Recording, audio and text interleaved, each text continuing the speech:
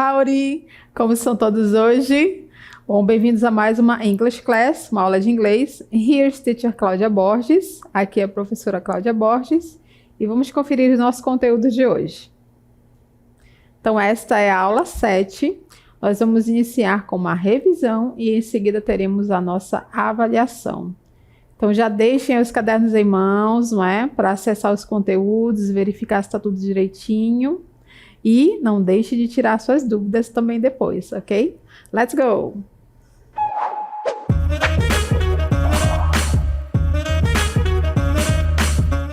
So, let's start our class. Vamos começar a nossa aula. E aqui nós temos várias peças de quebra-cabeça aí na tela. E elas estão separadas, mas nós vamos colocá-las juntos para que vocês deem uma olhada na formação de palavras, né? Nós vamos falar muito sobre essa formação, a palavra formada pela raiz, sufixo, prefixo. E então isso funciona realmente como um grande quebra-cabeça aí, né, gramatical. Nós temos aqui friend, que significa amigo ou amiga. Nós temos aqui happy, que significa feliz. E temos outras partículas, né? Outras letrinhas aí separadas. Nós temos ship, o li e o ness. Que nós vamos perceber que quando nós acrescentamos elas na palavra, essa palavra muda de significado e muda também a classe gramatical, né? Então, vamos dar uma olhada aqui. Primeiro, olha só, nós temos friend. Vamos ver o que ela se transforma, né? No que ela se transforma quando eu coloco, por exemplo, o ship. Friend, amigo. Friendship, amizade. Então, viram que uma palavrinha aí, né? Uma pecinha acrescentada já muda todo o significado. Então, agora nós vamos ver outra dessas letrinhas aí, outras letrinhas acrescentadas na palavra friend. Então, vamos ver aqui, ó, o li, friendly, amigo, friendly, amigável, né? Então, olha, já mudou também o significado. Agora, nós vamos passar para o outro aqui, né? Olha só, happy é feliz. Vamos ver qual o significado, né? Happiness, felicidade. Tem uma alteração na escrita, né? Quando eu vou escrever junto com essas palavrinhas, por exemplo, o Y sai, né? Fica com o I, mas isso nós vamos ver no decorrer da aula, tá bom? So, let's go ahead. Então, vamos à frente aqui, falando mais sobre sufixos, ok? Let's go! Então, como nós falamos, a palavra ela funciona como um quebra-cabeça, e esse quebra-cabeça é composto pelas peças prefixo, raiz e sufixo. Em inglês, aí o prefix, root and suffix. Em inglês e em português funciona da mesma forma, porque são línguas que têm muitas palavras, né, originadas da mesma língua, né? Por exemplo, tem muitas palavras aí que vieram do latim, tanto em inglês como em língua portuguesa, então acaba seguindo aí a mesma ideia na formação das palavras, ok? Então, vamos em frente aqui juntos. Os sufixos em inglês são essas letras, ou um conjunto de letras, né, adicionados no finalzinho da palavra, e nós temos aqui alguns exemplos de sufixos, né? Vou colocar na tela os sufixos com o seu significado. Então, nós temos able, ele forma adjetivos a partir de verbos. Por exemplo, essa palavra aí sem o sufixo fica accept, que é aceitar, um verbo, mas eu coloco o sufixo acceptable já se transforma para aceitável. Então, adorable, adorável, que antes era adorar, um verbo, né? Adore. Ok? Então, esse é o primeiro exemplo de sufixo. Vamos em frente. Aqui nós temos o est, que quando eu acrescento, ele muda o adjetivo, né? Big quer dizer grande. Biggest, o maior. Fast, que quer dizer rápido. Fastest, que é o mais rápido. Então, o sufixo ele vai alterando o significado e também a classe gramatical, né? Nesse caso, continua um adjetivo, mas ele foi para o superlativo. Se antes era fast, rápido, agora eu acrescentei esse sufixo, fastest, o EST, agora é o mais rápido, ok? Vamos em frente. Que o full indica cheio de, painful, doloroso, useful, útil, né? Que antes era use, então acrescentei useful, útil. Ok? Vamos em frente. Aqui nós temos todos esses sufixos que indicam uma ação, por exemplo, action, ação, que significa o processo de algo está acontecendo, né? Construction, construção. E todas as vezes, então, que o sufixo vier com essas terminações, ele vai significar isso, que algo está acontecendo, né? É o processo de algo, ok? Vamos em frente. Aqui nós temos iri, o ti, o nes, que formam substantivos abstratos a partir dos adjetivos. Sentimentos, ideias, aquilo que eu não vejo, né? Como, por exemplo, activity, atividade, infinity. Olhem as palavras, a forma que elas são escritas e identifiquem nelas aí os sufixos, ok? Então, vamos em frente. Temos muitos exemplos de sufixos, né? O li, como nós vimos lá na frente, hardly, dificilmente. Ele muda para essa entonação em português, né? Dificilmente, rapidamente, facilmente. Então, toda vez o li vai significar isso, né? Hardly, dificilmente, quickly, rapidamente, ok? Vamos ver aqui mais exemplos, então. Holdship formam substantivos abstratos. Childhood, infância. Leadership, liderança, ok? Temos ainda o NES, let's check it, vamos checar aqui. NES, utilizado em adjetivos para transformá-los em substantivos, como nós vimos lá no começo, e percebam que o Y saiu, né?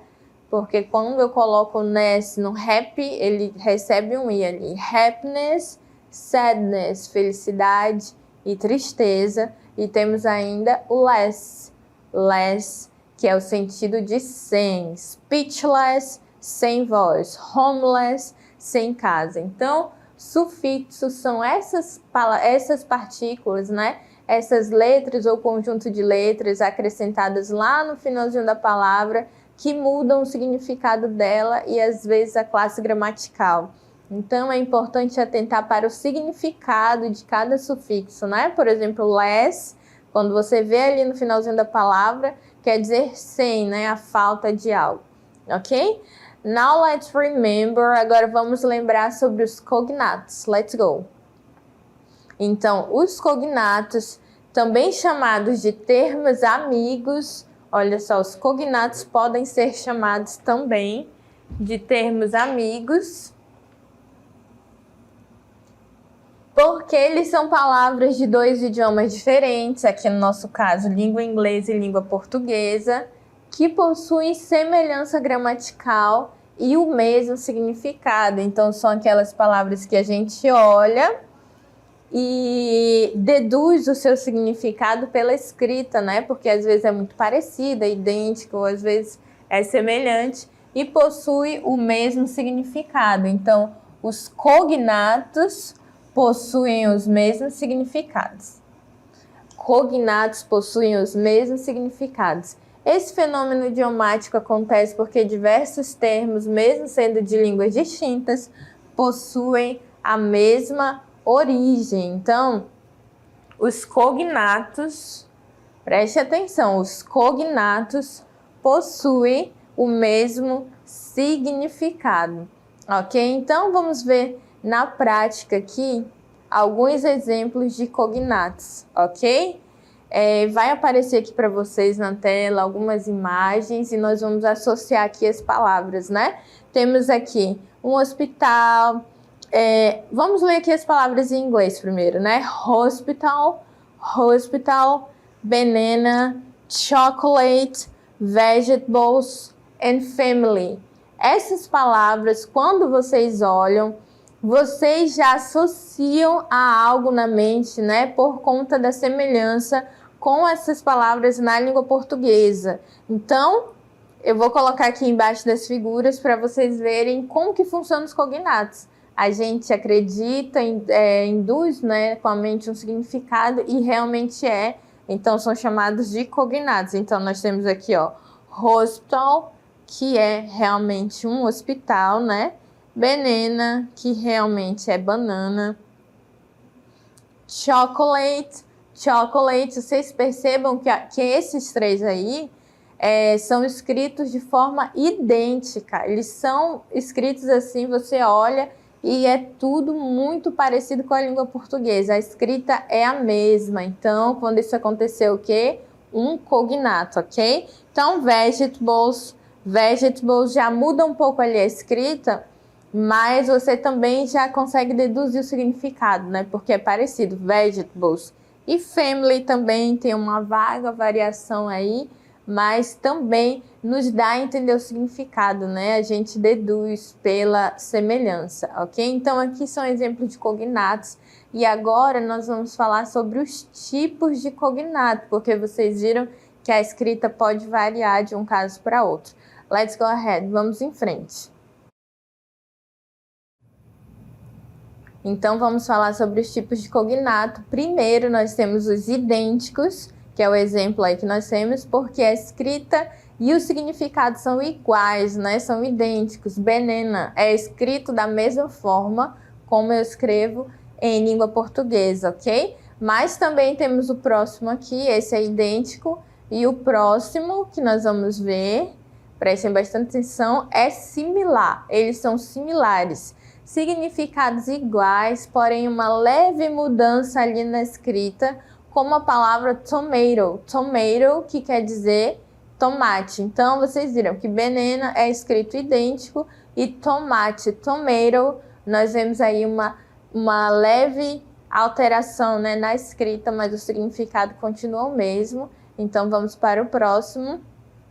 Esse aqui, os cognatos vagamente parecidos. O significado é o mesmo, mas a grafia já surge com bastante diferença nos dois idiomas, como a palavra technology, tecnologia. Apesar de ser uma palavra que você olha e deduz o significado por conta da semelhança, eles são vagamente parecidos, né? A escrita é diferente. Então, o cognato é uma palavra que é parecida e tem o mesmo significado.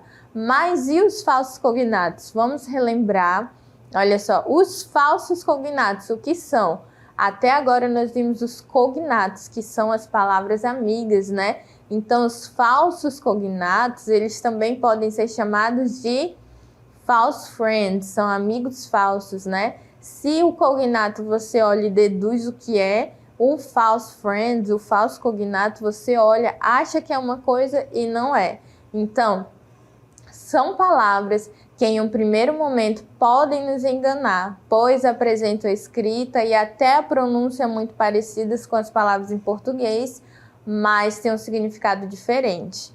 E o que nós podemos fazer para memorizá-los? Nós podemos ler, assistir filmes e séries no áudio original e com legendas em inglês e estudar muito. Então, agora nós temos vários exemplos de falsos cognatos, vários, nós não vamos demorar muito em cada um deles, mas eu peço que se vocês conseguirem anotar, né, para memorizar, são muitos falsos cognatos que existem, mas nós vamos ver alguns deles aqui rapidinho, só para a gente relembrar, né, ter essa noção de como eles funcionam. Então, pretend parece pretender, mas é fingir. Prejudice, prejudicar, parece, mas é preconceito. Vamos lá. College, parece que é colégio, mas é faculdade. Library, parece livraria, mas na verdade é biblioteca. Vamos em frente. Intend, parece que é entender, mas é pretender. Lunch, parece que é lanche, mas é almoço. Mayor, parece que é maior, mas é prefeito. Anthem, parece que é antena, mas é um hino. Parents, parece que é parentes, mas é pai e mãe. Costume, não é costumar, né? É fantasia, ok? Não é acostumar. Eventually, não é eventualmente, né? O real significado é finalmente, ok? Vamos em frente. Lecture não é leitura, é palestra. Novel parece novela, mas é romance, é um gênero textual, ok? Pasta, na verdade, é massa, macarrão, né? É um alimento e não pasta. Realize não é realizar, é perceber. Actually, não atualmente, significa na verdade. Pull não significa pular, e sim puxar, ok? Muitas palavras, né, que podem nos enganar aí como falsos cognatos. Push não significa puxar e empurrar, isso é um erro aí que todo mundo comete quando vê ali na porta, né, acaba se confundindo. Patron não é patrão, é cliente. Então, nós trouxemos aqui vários exemplos de falsos cognatos. Então, só para a gente memorizar, falso cognato a gente acha que é uma coisa, mas não é. E o cognato é muito parecido e acaba tendo o mesmo significado que o significado que tem em língua portuguesa. Ok? Então, até aqui nós vimos cognatos e falsos cognatos, a diferença entre eles, o uso, alguns exemplos. E agora nós vamos revisar aqui o futuro com o going to na sua forma interrogativa. Vamos dar uma olhada. Então, nós temos aqui duas perguntas com o futuro do going to. A Potira, que é a nossa personagem, está fazendo duas perguntas, né? What are you going to do after class? Então, o going to é o futuro, né? Que eu uso para planos mais concretos, né? Que eu tenho certeza que vão se realizar. Então, ela está perguntando o que você vai fazer depois da aula. E na forma interrogativa, né? Nós temos duas formas. Uma que começa com essas palavrinhas aqui, ó. What, por exemplo, where, o que, onde, né? E várias outras que requerem aí uma resposta mais específica, né? Tá perguntando o que você vai fazer. E aquelas que começam com o verbo to be. Are you going to sleep late? Que podem ser respondidas apenas com yes or no. O importante de saber é que quando eu vou formar frases interrogativas no futuro com o going to, o verbo to be, que pode ser is, am, ou are, vem sempre antes do sujeito, tá bom? E como é que eu sei qual deles vai aparecer na frase?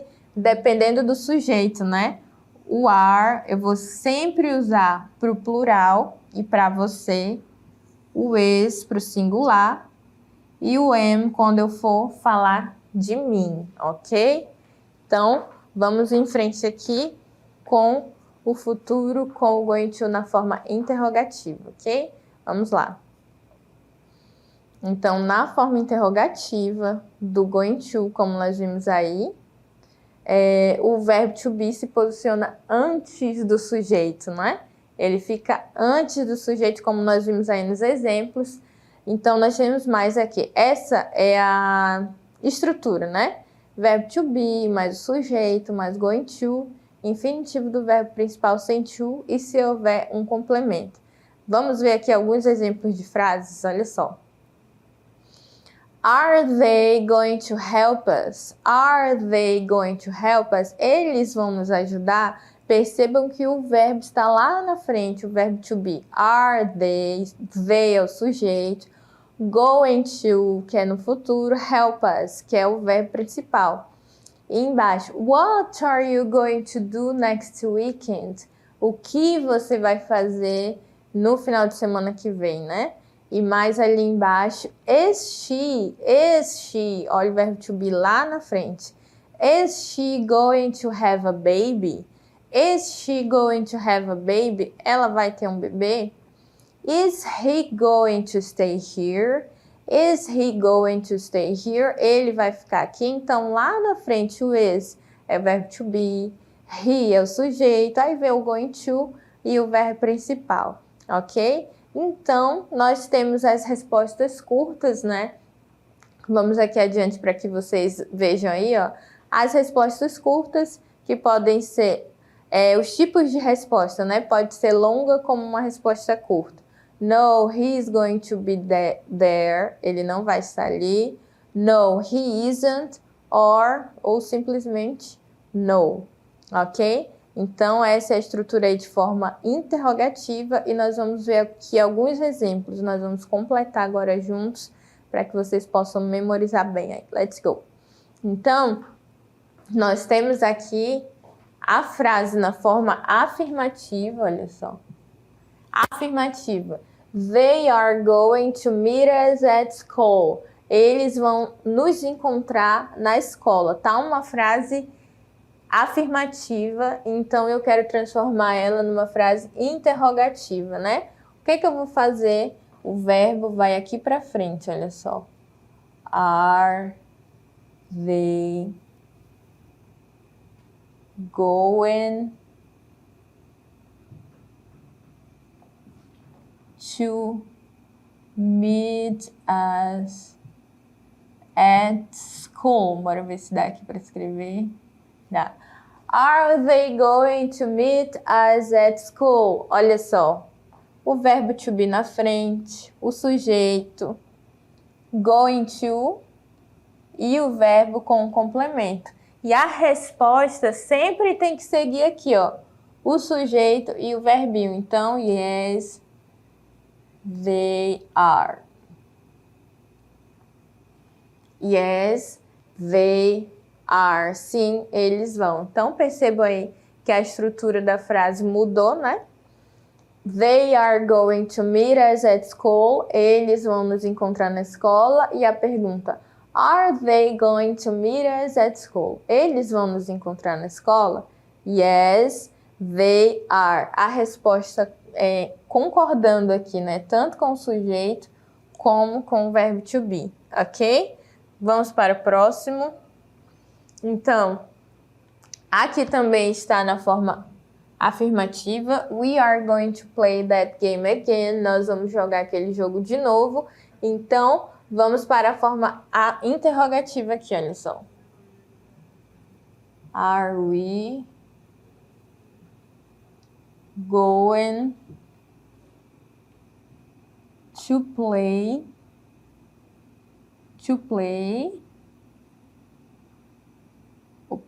that game again?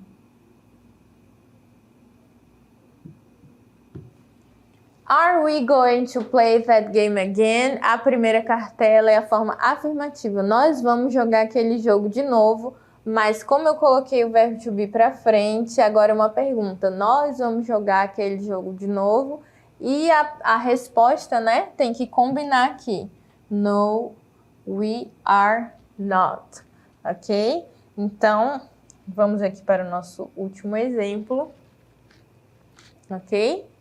She's going to eat fast food tonight. She's going to eat fast food tonight. Então, vamos transformar aqui para a forma interrogativa. Is she going to eat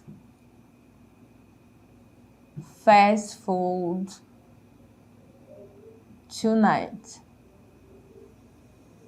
Então, está perguntando aqui. Ela vai comer fast food hoje à noite. Então, a figura aí não é de fast food, é de pasta, né? Macarrão. No, she is not. Ok? Então, não, ela não vai. Então, agora sim, nosso último exemplo. Vamos lá aqui. The boys are going to prepare a surprise party. A surprise party. Os meninos vão preparar uma festa surpresa. Está na forma afirmativa. Então, nós vamos perguntar. Os meninos vão preparar uma festa surpresa. Então, bora colocar aqui, ó. Are the boys going to prepare a surprise party? Mudei a estrutura da frase, reorganizei com o verbo to be lá na frente. E a resposta, se é they, eles, né? Se é plural, yes, they are, ok? Então, esses foram nossos exemplos aqui, né? De frases interrogativas com futuro com o going to. Eu espero que vocês tenham conseguido entender os conteúdos de hoje. Ficamos por aqui. See you!